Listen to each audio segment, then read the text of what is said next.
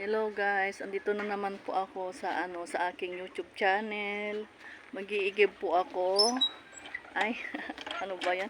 Walang tubig. Oh. Asira na yata.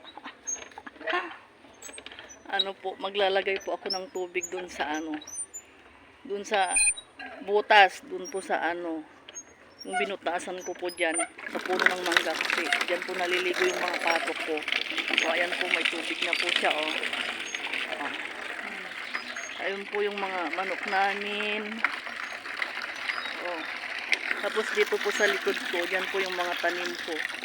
Ito po rin po yung mga tanim kong saging. Kung napapansin nyo po, may takip po ito, may takip kasi yung mga pato ko, ayan. Ayan. Kinakain po nila yung yung puno niya.